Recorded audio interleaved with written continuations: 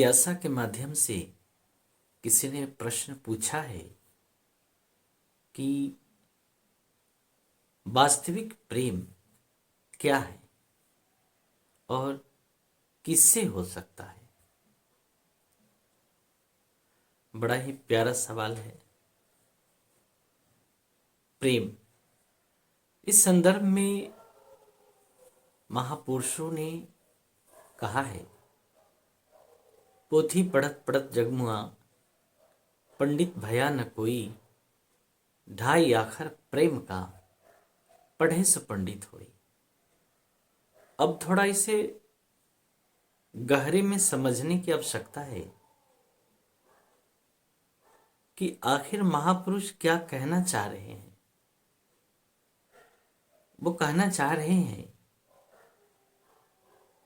कि जगत में हम कुछ भी पढ़ ले, समझ ले और पढ़ पढ़ के लोग मर जाएं, फिर भी कोई पंडित नहीं हुआ, ज्ञानी नहीं हुआ।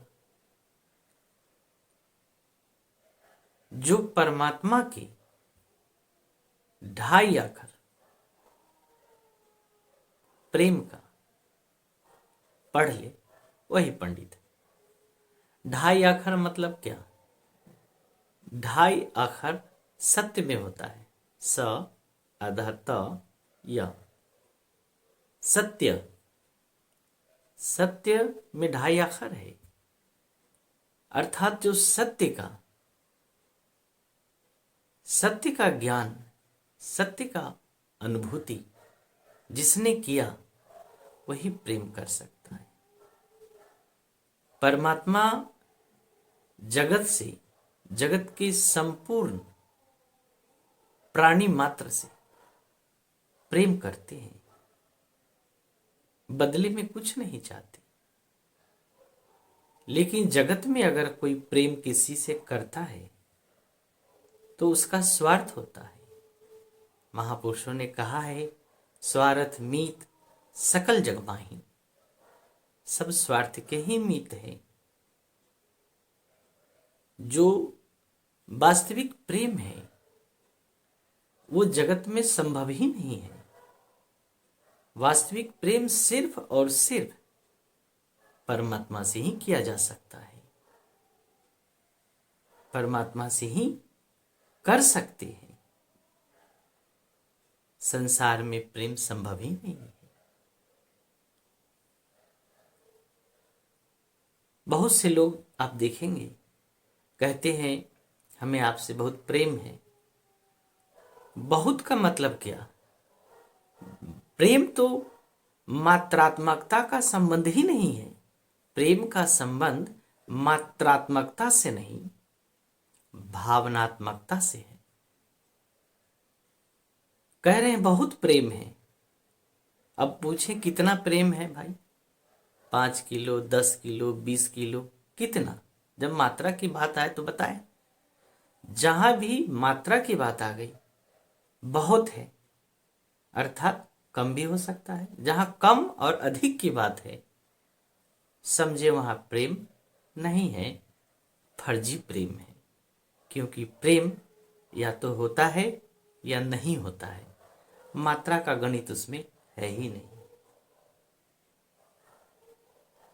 इसलिए परमात्मा से प्रेम संभव है, क्योंकि जो प्रेम शब्द है परम से आया है और परम शब्द परमात्मा से आया है। परमात्मा से परम और परम से प्रेम, यह सीक्वेंस एक धारा है। ये जो धारा है प्रेम की, वो परमात्मा से ही आया है। इसलिए जो वास्तविक प्रेम है वो परमात्मा से ही संभव है और आत्मा का संबंध परमात्मा से ही है। प्रेम एक प्रवाह का नाम है। जहां ये रुक गया वहां सरांध मारेगा, फिर बदबू उत्पन्न करेगा, वो खत्म हो जाएगा, उसका अस्तित्व समाप्त हो जाएगा। रुकना प्रेम का काम नहीं है, रुकना प्रेम का स्वरूप नहीं है। प्रेम का वास्तविक स्वरूप प्रवाह में है, उसकी चेतना प्रवाह में निहित है। एक बार की बात है, एक फकीर अपनी कुटिया में विश्राम कर रहे थे, सो रहे थे। रात्रि का समय था। बाहर बहुत घोर आंधी तूफान आया हुआ था। उस आंधी तूफान में वो अंदर अपने कुटिया में विश्राम कर रहे थे, और उनका कुटिया बहुत छोटा था कि एक व्यक्ति ही उसमें सो सकता था। किसी ने दरवाजे पे दस्तक दी, दरवाजा खटखटाया और पूछा, कोई है? तो फकीर ने अंदर से आवाज दी और वो कहें कि दरवाजा खुला है, अंदर आ जाओ। वो दरवाजा खोल करके अंदर आ गया और देखा कि यहां तो जगह ही नहीं है, एक ही व्यक्ति सोया है। फिर उसने उस फकीर से पूछा कि बाहर बहुत आंधी तूफान है, मैं रात्रि भर शरण चाहता हूं, यहाँ रुकना चाहता हूं, लेकिन यहाँ तो जगह ही नहीं है, कैसे रुकेंगे? तो फकीर ने कहा कि सोने के लिए एक आदमी का जगह है, लेकिन दो आदमी बैठ सकते हैं। तो बैठने का जो संकट है और बाहर का जो संकट है, उसकी तुलना में तो अंदर का संकट कम है। दो आदमी बैठ के रात काट लेंगे। फिर दोनों आदमी बैठकर बातचीत करने लगे। इसी बीच किसी ने फिर दरवाजा खटखटाया। तो फकीर ने पूछा, कौन? तो बाहर से आवाज आई कि मैं संकट में हूं, बाहर आंधी तूफान है, थोड़ा शरण चाहता हूं रात्रि भर के लिए।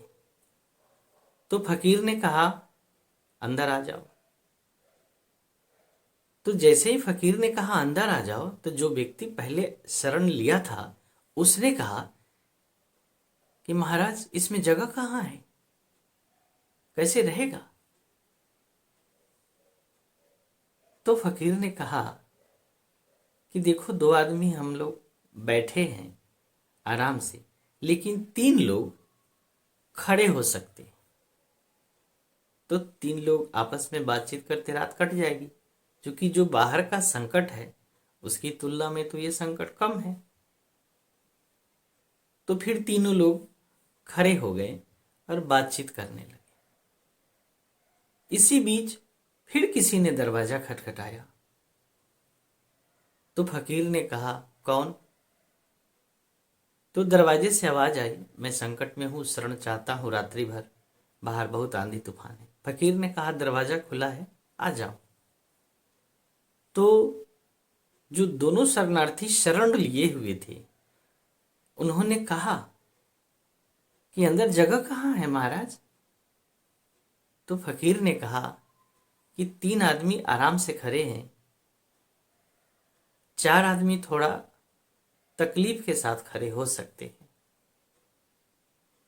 बाहर के संकट से अंदर का संकट तो कम होगा।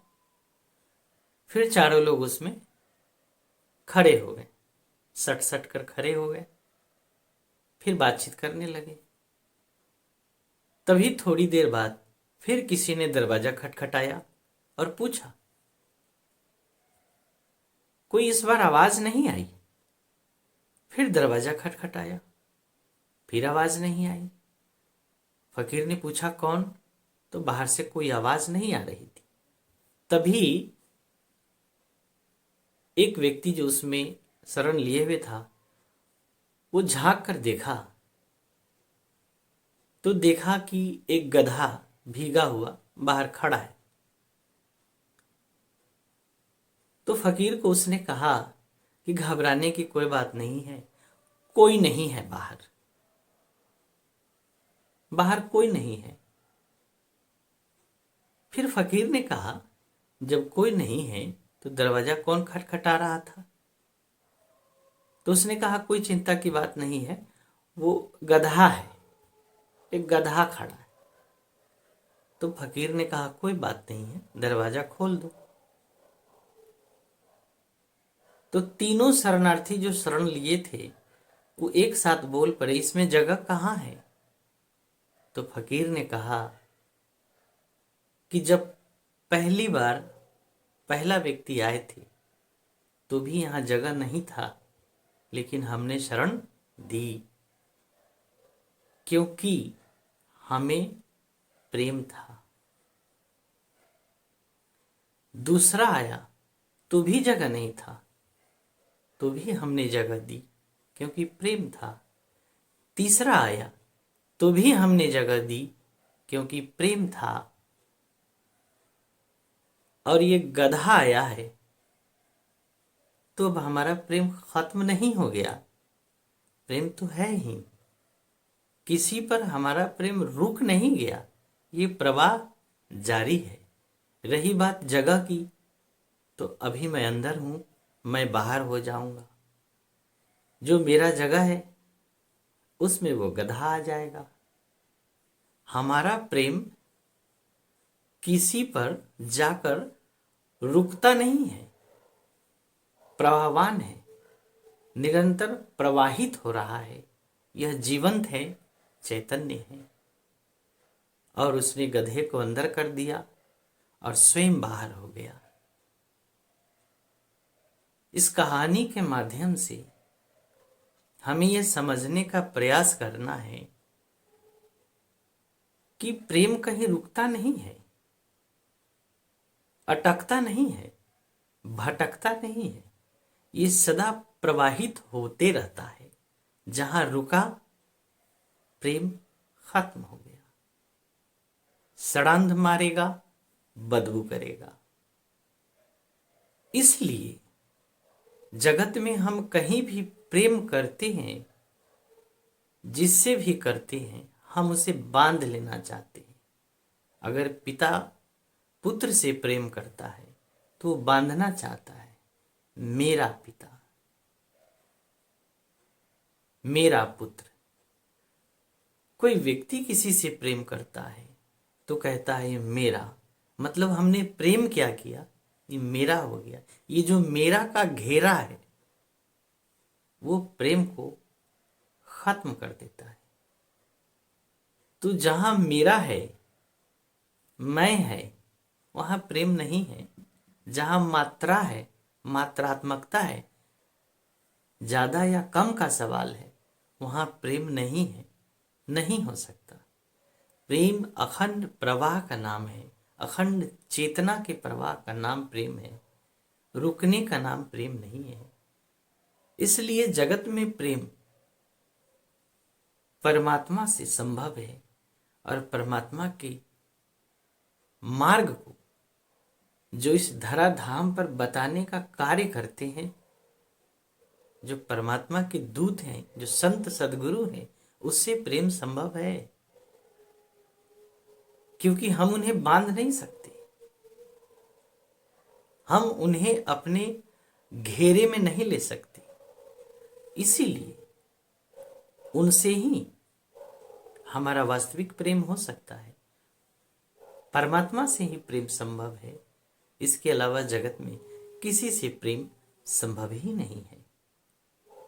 इसलिए अगर वास्तविक प्रेम को हम अपने जीवन में उतारना चाहते हैं, धारण करना चाहते हैं, तो हमें ढाई आखर प्रेम का अर्थात सत्य का अपने जीवन में धारण करें और वास्तविक प्रेम का आनंद लें और परमात्मा के परम स्वरूप सच्चिदानंद परम सुखदम से एकाकार होने का जो मार्ग है, प्रेम का ही मार्ग है।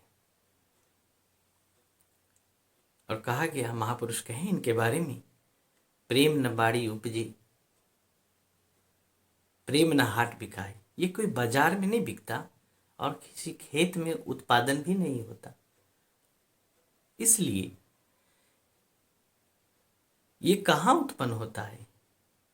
जब कोई हृदय, जब कोई आत्मा परमात्मा के ध्यान में लीन होता है, परमात्मा के ध्यान में एकाकार होता है, तभी हृदय पटल पर प्रेम का जन्म होता है। और वह प्रेम यूनिवर्सल होता है, वैश्विक होता है, ब्रह्मांडीय होता है। वो किसी एक के लिए नहीं होता, वो सबके लिए होता है। इसी प्रेम के संदर्भ में, इसी प्रेम के आधार पर हमारी भारतीय संस्कृति निर्भर हुई। यही आधार रहा उसका, जिसे महापुरुषों ने कहा वसुधैव कुटुंबकम, सारा विश्व ही परिवार है, न तेरा न मेरा, सबका।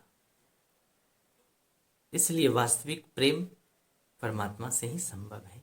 इसलिए परमात्मा को अपने जीवन का सर्वस्व समर्पित करें और ध्यान के माध्यम से उस परम प्रेम, परम जीवंत चैतन्य परमात्मा का आनंद लें और अपने जीवन के परम लक्ष्य को सिद्ध करें।